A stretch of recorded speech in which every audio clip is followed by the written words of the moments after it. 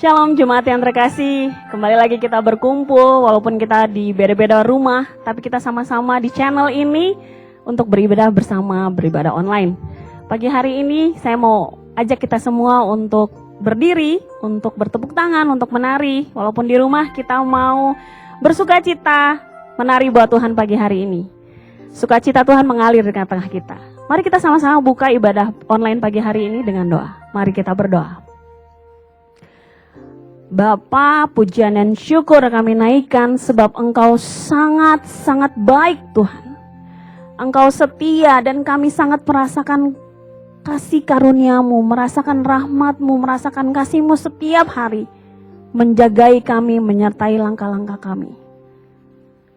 Kami adalah umat pilihan Tuhan dan kami adalah umat yang dipilih Tuhan. Kami mau tetap berserah kepada Tuhan dan percaya bahwa Engkau merancangkan yang terbaik bagi setiap kami orang-orang percaya. Di tengah situasi seperti ini kami tidak mau goyah Tuhan. Iman kami mau tetap teguh. Kami mau tetap berdiri di atas firman-Mu. Dan pada hari ini ketika kami menari, melompat, menyembah Tuhan, mendengar firman-Mu, kami percaya kami akan menerima breakthrough. Kami akan mengalami Tuhan setiap hari. Kami pegang janji-Mu Tuhan. Dan hari ini kami mau datang dengan penuh sukacita, dengan memberi yang terbaik dari hidup kami. Terima kasih Tuhan Yesus, kami siap untuk beribadah hari ini. Di dalam nama Tuhan Yesus, mari sama-sama kita katakan, amin.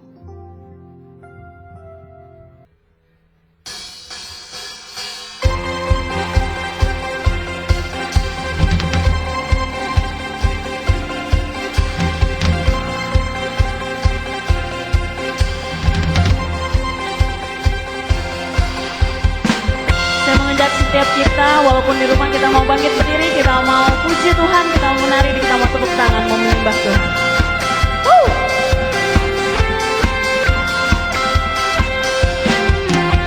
Tak terbayang kebesaran-Mu dan tak terbanding kekuatan-Mu Tuhan.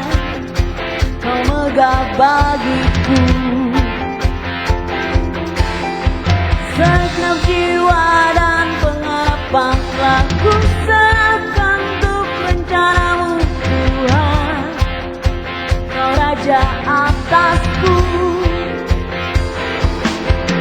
hanya Kau yang layak ditinggikan.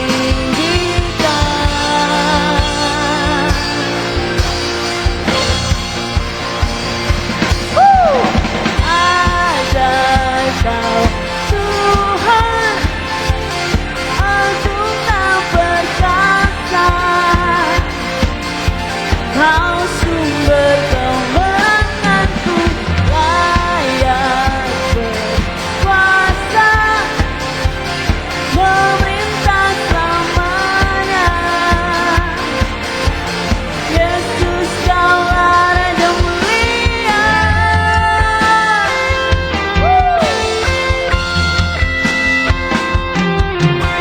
Tak terbayang kebesaran-Mu dan tak terbanding kekuatan-Mu Tuhan. Kau megah bagiku segenap jiwa dan pengharapanlah ku serahkan untuk rencana-Mu Tuhan. Kau Raja atasku, hanya Kau yang layak ditinggikan.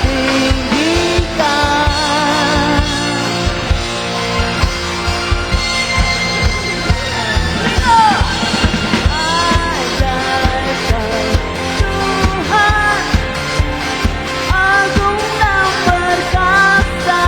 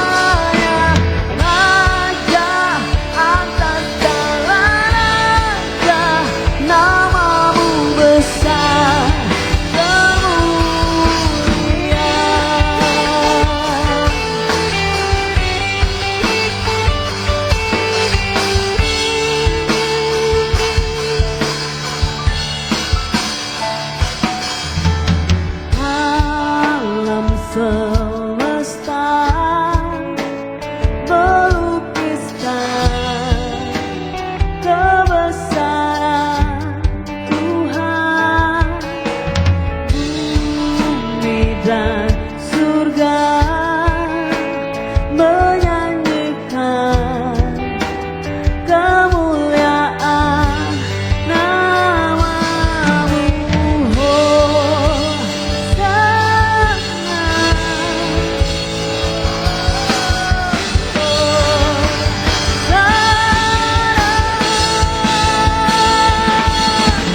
Ayat dipuji disembah, Kaulah yang berkata dulu sekarang dan selamanya. Raja atas segala raja, nama-Mu besar termulia. Ayat dipuji disembah, Kaulah yang berkata dulu sekarang dan selamanya. Raja atas segala raja, nama-Mu besar termulia. Nama-Mu besar termulia.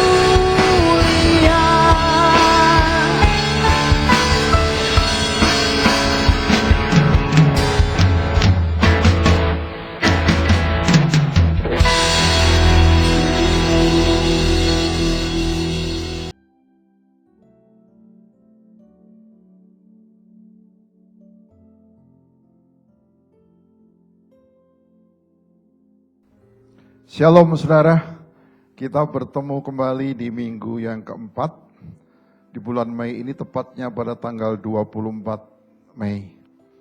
Judul dari firman Tuhan yang kita mau sampaikan pada kesempatan ini adalah The Priority of Prayer, prioritas doa. Kita akan bersama-sama belajar tentang prioritas doa. Kalau hari Kamis yang lalu kita memperingati kenaikan Tuhan Yesus, dan kita belajar banyak hal. Ternyata ketika Tuhan Yesus naik ke surga, Tuhan mempersiapkan murid-muridnya, dan Tuhan melepaskan firman-Nya, sehingga firman-Nya itu menguatkan bagi setiap murid-muridnya. Mereka bergerak, mereka pergi sesuai dengan yang Tuhan utus. Tuhan katakan, aku mengutus engkau untuk pergi jadikan semua bangsa muridku, dan seterusnya. Kemudian Tuhan melepaskan tanda-tanda yang menyertai orang percaya, orang yang mau diutus oleh Tuhan, maka tanda-tanda itu menyertainya.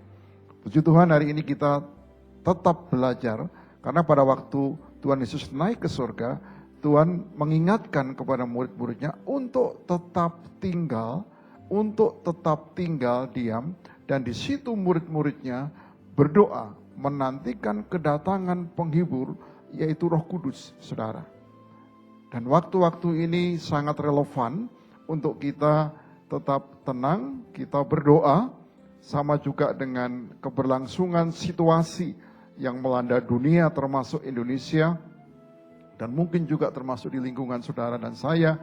Kita stay at home, dan ketika kita stay at home, kita tinggal di rumah, kita isi dengan doa, kita isi dengan perenungan firman Tuhan. Saudara siap untuk menerima firman Tuhan? Mari kita bersama-sama akan lanjutkan ini. Saudara, sebagai pendahuluan, di dalam Lukas 11, 5 sampai dengan 13, itu ayat-ayat yang menunjukkan beberapa hal berikut ini, saudaraku. Ya, jadi ini merupakan bagian dari Lukas 11, 5 sampai dengan 13. Yesus menjawab permintaan muridnya untuk pengajaran tentang doa, dengan memberi mereka sebuah model yang kita sebut doa Tuhan, tanda kutip saudaraku, doa Tuhan. Jadi ada doa Tuhan di dalamnya itu. Yesus menyebut Allah sebagai Bapa. Bersamaan dengan doa itu, dia mengajar tentang kepemimpinan Bapa. Jadi di dalam doa Bapa kami itu ada kepemimpinan Bapa. Lalu katanya kepada mereka, jika seorang di antara kamu pada tengah malam pergi ke rumah seorang sahabatnya dan berkata kepadanya, saudara, pinjamkanlah kepadaku 3 roti. Sebab seorang sahabatku yang sedang berada dalam perjalanan singgah ke rumahku dan aku tidak mempunyai apa-apa untuk dihidangkan kepadanya. Masakan ia yang di dalam rumah itu akan menjawab, jangan mengganggu aku, pintu sudah tertutup, dan aku serta anak-anakku sudah tidur. Aku tidak dapat bangun dan memberikannya kepada saudara. Aku berkata kepadamu, sekalipun ia tidak mau bangun dan memberikannya kepadanya karena orang itu adalah sahabatnya, namun karena sikapnya yang tidak malu itu, ia akan bangun juga dan memberikan kepadanya apa yang diperlukannya. Perhatikan saudaraku, bagian dari ayat ini, aku berkata kepadamu sekalipun ia tidak mau bangun dan memberikannya kepadanya karena orang itu adalah sahabatnya, namun karena sikapnya yang tidak malu itu. Sikap yang tidak malu ini menggambarkan sikap yang terus menerus, sikap yang menunjukkan yang berkelanjutan, yang tidak berhenti sebelum dia mendapatkannya. Maka dengan cara itu dikatakan ia bangun juga dan memberikan kepadanya apa yang diperlukannya. Oleh karena itu aku berkata kepadamu, mintalah maka akan diberikan kepadamu. Carilah maka kamu akan mendapatkan, ketoklah maka pintu akan dibukakan bagimu. Karena setiap orang yang meminta menerima, dan setiap orang yang mencari mendapatkan, dan setiap orang yang mengetok baginya pintu dibukakan. Haleluya, puji Tuhan. Ini apa yang Tuhan nyatakan saudaraku. Di dalam hal doa kita tidak pernah berhenti. Kita akan terus berdoa sampai kapanpun, sampai Tuhan menjawabnya. Yang dikatakan ketika saudara dan saya meminta, kita akan menerima. Dan setiap saudara dan saya mencari, kita akan mendapatkan. Saudara, puji Tuhan. Atau jika iya, saudaraku, agak ragu atau kurang yakin, itu saudara yang Tuhan tidak perkenankan untuk kita lakukan. Sikap hati kita terhadap apa yang kita minta Tuhan, yang kita minta kepada Tuhan, maksud saya, kita percaya bahwa Tuhan pasti akan memberikan. Karena setiap orang yang meminta menerima. Amin saudara. Saya mencoba mau mengulangi ini lagi. Dan setiap orang yang mencari mendapatkan, yang percaya katakan amin. Dan setiap orang yang mengetok baginya pintu dibukakan. Bapa manakah di antara kamu jika anaknya minta ikan daripadanya, akan memberikan ular kepada anaknya itu ganti ikan?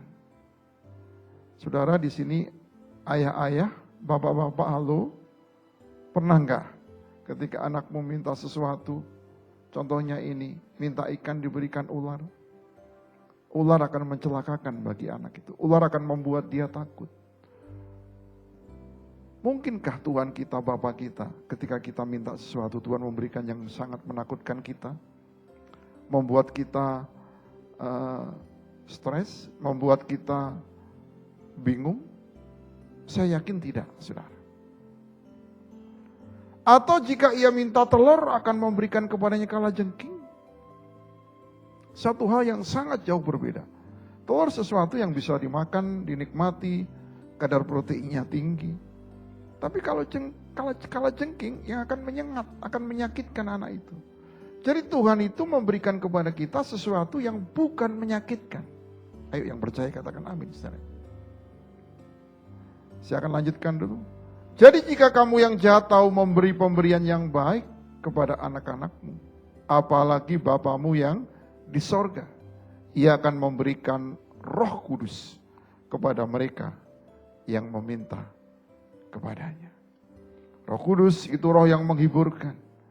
Roh Kudus itu roh yang mengingatkan akan kebaikan Tuhan, akan firman Tuhan. Roh Kudus itu yang membuat kita menjadi kuat di dalam Tuhan. Gambaran ayah yang luar biasa menunjukkan kekuatan dan rasa hormat dari seorang pemimpin, serta cinta dan perhatian seorang pemimpin, saudara. Saya coba ulangi lagi, saudaraku.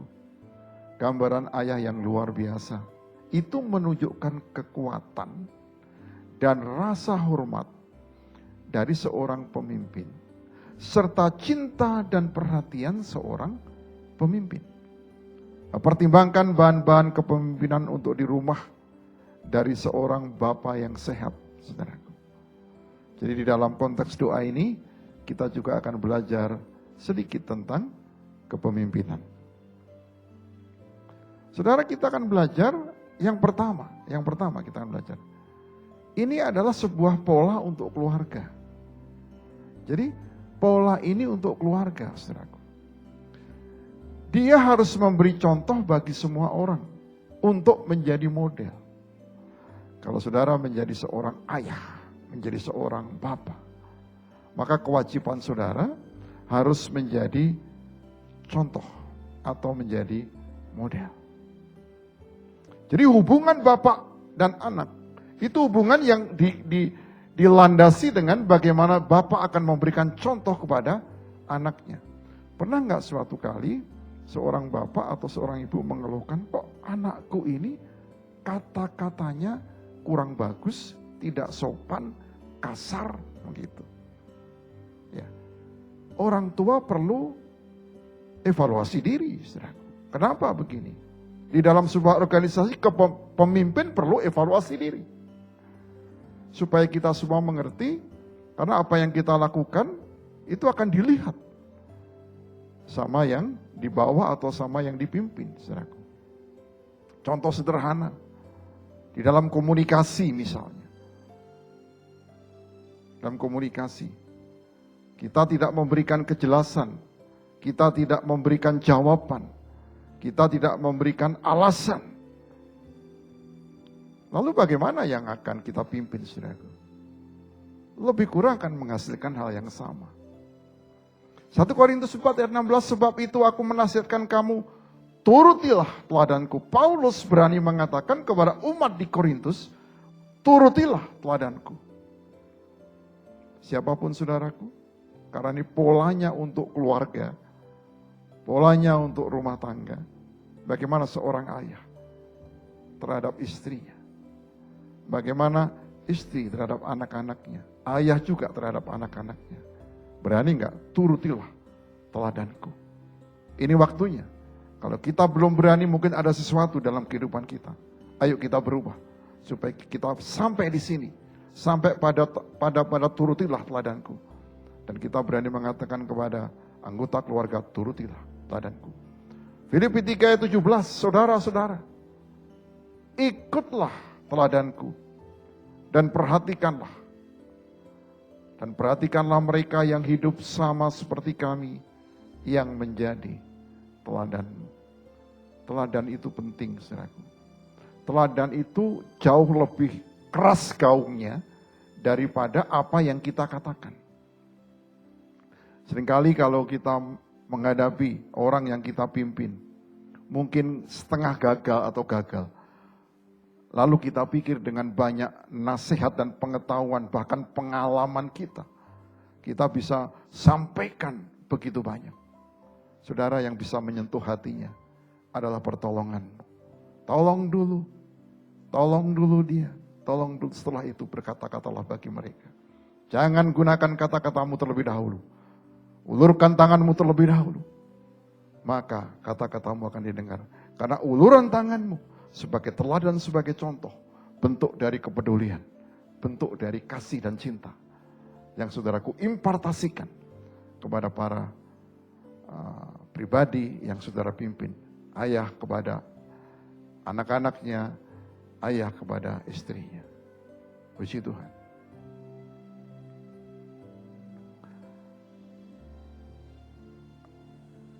Yesus, haleluya, haleluya, haleluya. Puji Tuhan. Yang kedua, saudara, ada persediaan untuk keluarga. Dia menyediakan untuk anggota keluarga yang lain. Memastikan mereka memiliki sumber daya yang mereka butuhkan. Tuhan itu adalah Tuhan yang memperhatikan satu keluarga, tetapi juga memperhatikan keluarga yang lain. Kita punya satu keluarga, tapi ada anggota keluarga yang lain, yang adalah juga keluarga besar kita. Kita juga memperhatikan untuk kebutuhan mereka. Tentu sesuai dengan kemampuan kita, saudara. Kejadian 45 ayat yang kelima. Tetapi sekarang janganlah bersusah hati dan janganlah menyesali diri karena kamu menjual aku ke sini. Sebab untuk memelihara kehidupanlah Allah telah menyuruh aku mendahului kamu. Ini ungkapan yang disampaikan oleh seorang yang bernama Yusuf. Yang pada waktu dia masih muda, dia ditangkap oleh saudaranya. Dia teraniaya, terintimidasi, bahkan dia mau dibunuh. Dia masuk ke dalam sumur yang tidak ada airnya. Tapi dia diangkat kembali, dijual menjadi budak. Kemudian dia difitnah, masuk dalam penjara. Dan kemudian dari situ ada mimpi yang dia sampaikan, dia menerjemahkan mimpi, dia dipanggil Fir'aun, dan dia dipercayakan menjadi orang kedua di Mesir. Ini perjalanan yang luar biasa. Tetapi dia tidak ada dendam kepada saudaranya. Malahan yang dia katakan adalah sebuah kekuatan dan penghiburan. Dan dia malah bisa menghiburkan orang yang menganiaya dia. Jangan bersusah hati dan jangan menyesali diri. Karena ketika kamu menjual aku ke sini, itu ada tujuan Tuhan untuk memelihara kehidupan. Kehidupan siapa? Kehidupan aku dan keluargaku, tapi juga kehidupan keluarga yang lain.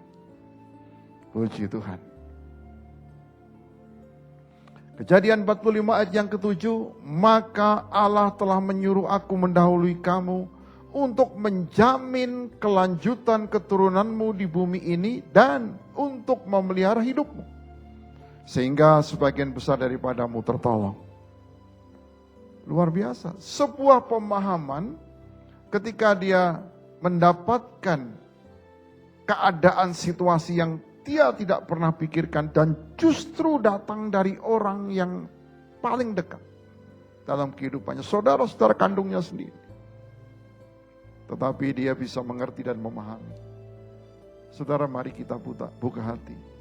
Karena Tuhan itu memberikan persediaan untuk keluarga. Kalau saudara diberkati bukan hanya untuk engkau sendiri, pasti juga untuk keluarga yang lain.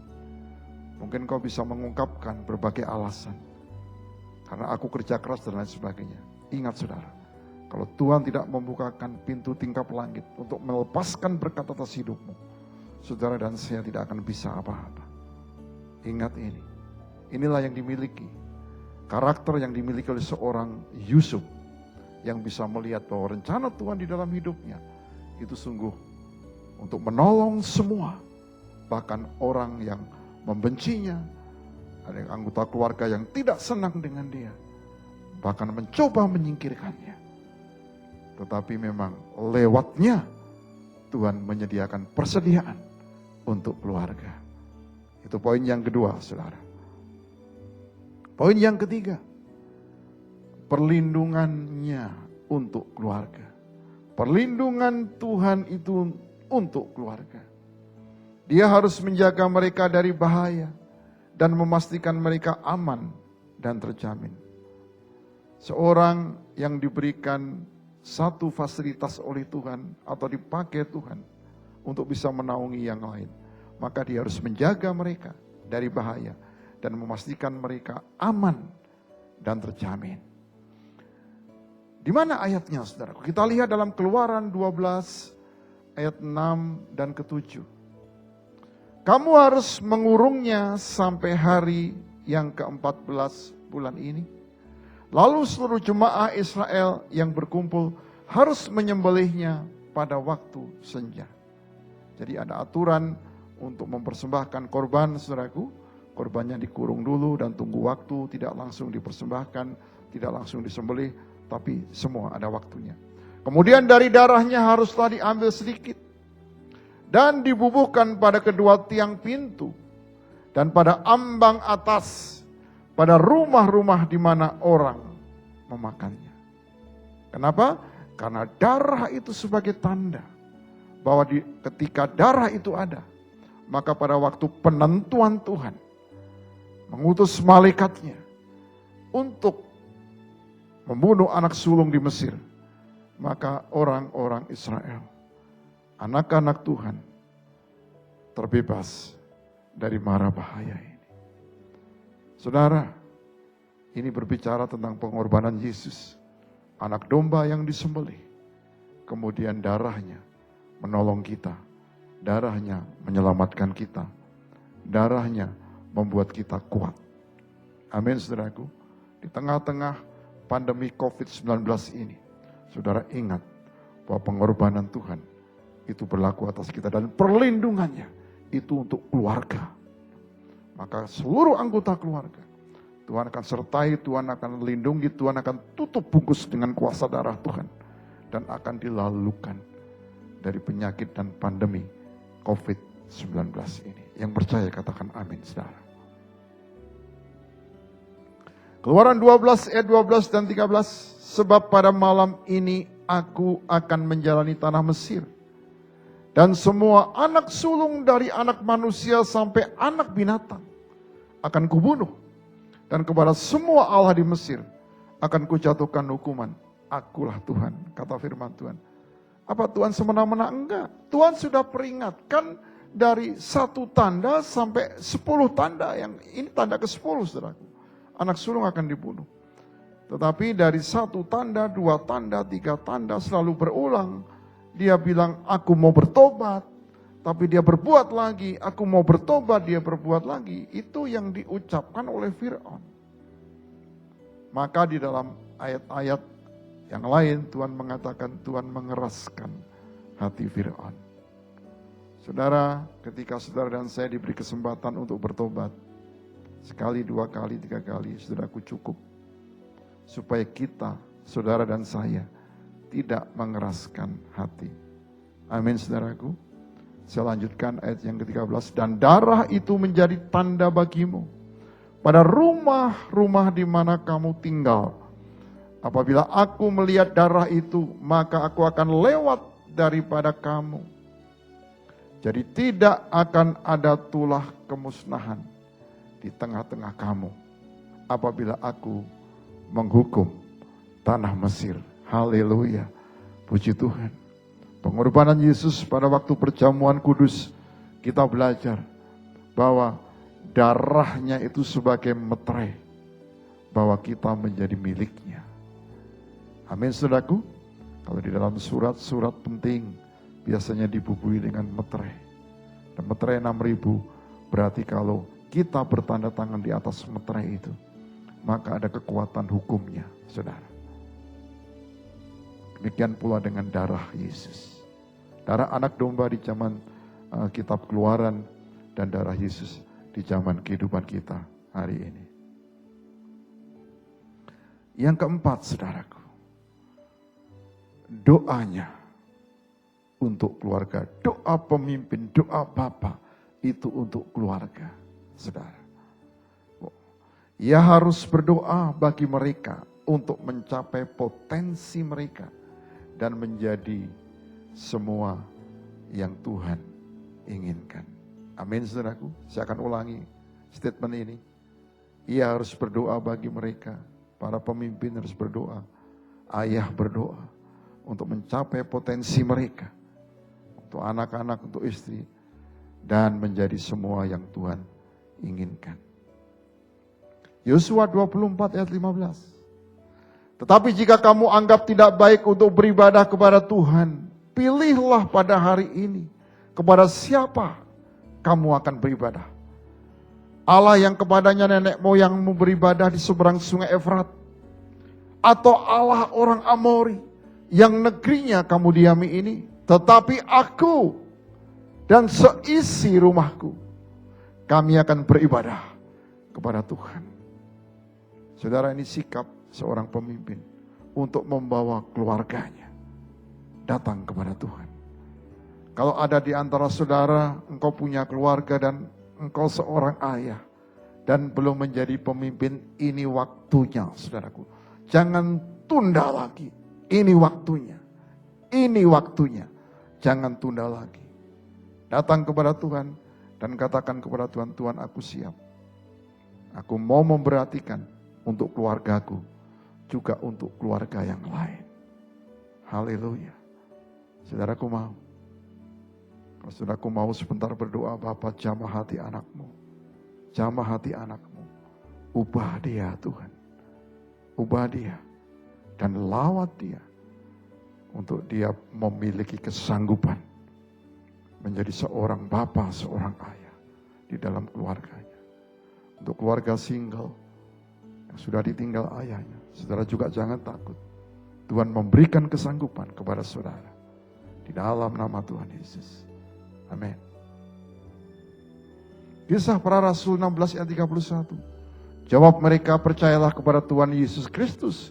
Dan engkau akan selamat. Engkau dan seisi rumahmu. Jadi tidak ada yang bisa selamat tanpa Yesus. Kepala penjara pada waktu itu dia bingung. Waduh, apa yang harus aku lakukan? Dia mau bunuh diri. Tapi hambanya mengatakan jangan lakukan itu. Janganlah percaya kepada Tuhan Yesus. Dan engkau akan selamat. Engkau dan seisi rumahmu. Filemon 1 ayat 15 dan 16. Sebab mungkin karena itulah dia, Onesimus yang dimaksud. Onesimus.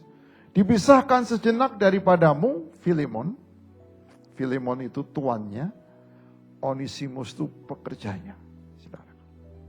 Supaya engkau dapat menerimanya untuk selama-lamanya, bukan lagi sebagai hamba, melainkan lebih daripada hamba, yaitu sebagai saudara yang kekasih bagiku, dan demikian apalagi bagimu, baik secara manusia maupun di dalam Tuhan. Jadi Onesimus ini karena kesalahan di dalam tugas pekerjaannya, dia dijebloskan dalam penjara oleh Filemon. Filemon punya uang dan lain sebagainya, masuk dalam penjara. Ketemu Paulus, saudara. Dan ketemu Paulus, Paulus rangkul dia, Paulus muridkan dia, dan hatinya berubah. Onesimus tidak dendam kepada Filemon. Makanya Paulus mengatakan kepada Filemon lewat suratnya. Ini suratan Paulus kepada Filemon, satu-satunya surat, saudaraku, yang disampaikan. Dia kenal baik dengan Filemon, bahkan Filemon itu menjadi anak rohaninya Paulus. Ketika kondisi ini terjadi, perubahan ini terjadi, ketika dilayani oleh Paulus di penjara, Onesimus berubah. Makanya dia mendesak dan memohon kepada Filemon untuk menerima Onesimus, bukan sebagai hamba lagi, tetapi sebagai temannya yang bersama-sama dengan dia. Karena Tuhan telah mengubah hatinya, mengubah pola pikirnya, dan karakternya juga berubah. Ini Paulus punya hati Bapa yang luar biasa. Dia ingin mengimpartasikan hati Bapa ini kepada Filemon. Dan itu sebabnya ketika dia meminta kepada Filemon, juga dia mendoakan Filemon untuk menerimanya. Luar biasa. Saudaraku mengalami kondisi seperti yang dialami oleh Filemon dan Onesimus dan Paulus ini. Mari buka hati, saudara. Biarkan Tuhan bekerja lewat saudara dan menjamah hatimu. Kita masuk bagian meditasi, kejadian 7 ayat 1 maksud saya. Lalu berfirmanlah Tuhan kepada Nuh, masuklah ke dalam bahtera itu engkau dan seisi rumahmu, sebab engkaulah yang kulihat benar di hadapanku di antara orang zaman ini. Di tengah-tengah situasi, kondisi yang serba sulit, kemudian orang-orang mencoba untuk menghalalkan segala cara, berusaha untuk melakukan dengan usahanya sendiri demi memenuhi kebutuhannya. Apapun yang dilakukan asal tercapai tanpa mempertimbangkan lagi nilai-nilai rohani, nilai-nilai kebenaran, firman Tuhan, menjadi diabaikan begitu saja. Di tengah-tengah begitu luar biasanya pergaulan yang begitu bebas, kemudian situasi yang menjadi biasa, sesuatu yang dilakukan tanpa norma-norma, tanpa etika, itu menjadi biasa dalam kehidupan sehari-hari. Dan di sini Tuhan menemukan ada Nuh. Kemudian Tuhan punya rencana dengan Nuh untuk menggenapkan rencananya, bukan hanya Nuh, istrinya, anak-anaknya, mantunya, juga hewan-hewan yang ada di situ. Ini tentu menjadi bagian dari apa yang sebenarnya Tuhan mau menyelamatkan dan mau melanjutkan apa yang Dia ciptakan dari awal. Kejadian 7:13, pada hari itu juga masuklah Nuh serta Sem, Ham dan Yafet, anak-anak Nuh dan istri Nuh, dan ketiga istri anak-anaknya bersama-sama dengan dia ke dalam bahtera itu. Jadi Tuhan punya rencana dengan Nuh dan keluarganya. Jadi konsep keluarga ini sangat penting. Prioritas doa kita memang tertuju kepada keluarga. Supaya keluarga ini tidak hanya berhenti sampai pada Nuh diselamatkan, tapi kelanjutannya seperti apa? Hubungan satu dengan yang lainnya perlu dibangun. Dan Tuhan diberikan kesempatan untuk mengerjakan apa yang dibangun oleh setiap anggota keluarga. Dan Nuh menjadi orang yang dipercayakan Tuhan untuk mengemban tugas sebagai imam di dalam keluarganya tentunya. Untuk dia bisa mengambil keputusan dari apa yang Tuhan telah lakukan, sehingga apa yang dia lakukan sesuai dengan firman Tuhan. Saudara, apa yang bisa kita terapkan dalam kehidupan sehari-hari dari firman ini? Apa kita sudah mengajak keluarga kita berdoa? Tentu pertanyaan ini lebih ditujukan kepada inisiatornya dan yang mempunyai power. Di dalam keluarga yang punya power mestinya dan yang umumnya adalah ayahnya atau papahnya. Kalau tidak ada salah satu papa atau ayah, itu menjadi satu kekecualian, tetapi Tuhan akan memimpin untuk keluarga itu sedemikian rupa dan tidak perlu kecil hati. Saudara pasti bisa melakukannya, tetapi kuncinya di sini, ayo kita mulai hal yang sederhana. Apakah kita sudah mengajak keluarga kita berdoa? Berdoa, saudaraku. Ambil waktu, ambil kesepakatan, dan ajak semuanya untuk berdoa. Kesimpulannya Yohanes 2 ayat 2, Yesus dan murid-muridnya diundang juga ke perkawinan itu, artinya di mana di situ ada rencana keluarga dibentuk, Yesus hadir. Dan ketika Yesus hadir, ada persoalan yang pada waktu itu adalah anggur habis, tapi karena ada Yesus hadir, maka kehabisan anggur itu bisa diselesaikan. Kenapa? Ada Tuhan di situ, bahkan anggurnya yang terbaik. Ketika dalam kehidupan keluarga kita libatkan Yesus, ada persoalan apapun yang nantinya bisa membuat kita malu, keluarga malu, tetapi kalau Yesus dilibatkan, saya percaya Tuhan sanggup untuk melakukan pemulihan. Dan pemulihan itu jauh lebih bagus hasilnya dibandingkan dengan usaha-usaha manusia dengan kekuatan manusia sendiri. Prioritas Tuhan adalah keluarga. Saya ulangi, prioritas Tuhan adalah keluarga. Prioritas doa, doakan untuk keluarga. Puji Tuhan saudara, Tuhan Yesus memberkati.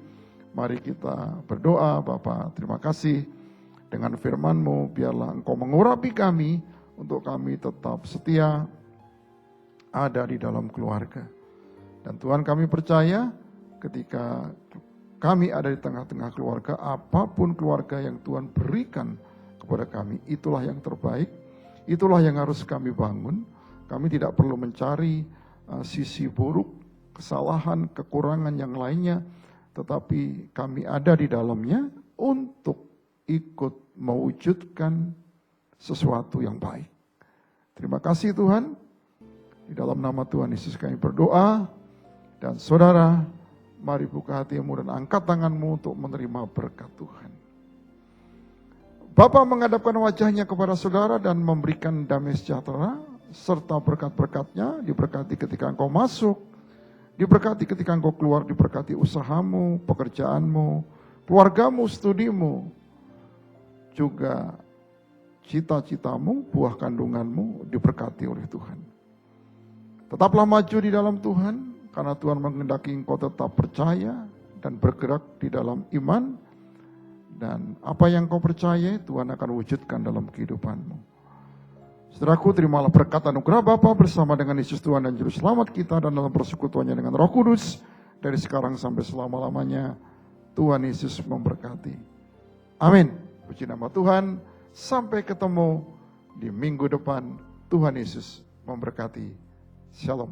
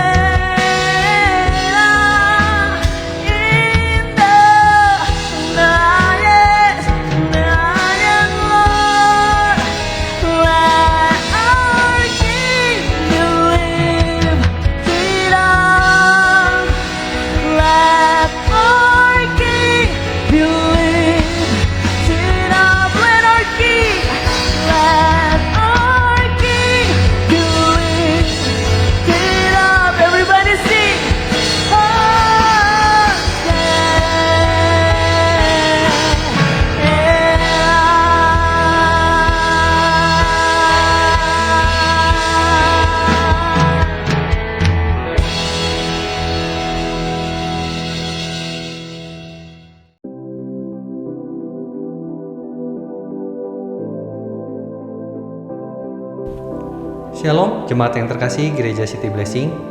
Minggu depan kita masih beribadah online bersama Pastor Yosi dan tim pukul 10 pagi.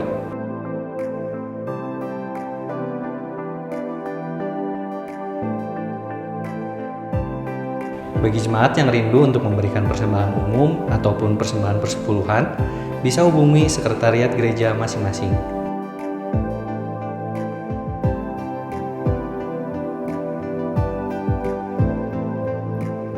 Pastor Yosi mengajak setiap kita untuk berdoa via aplikasi Zoom di setiap hari Selasa dan Kamis.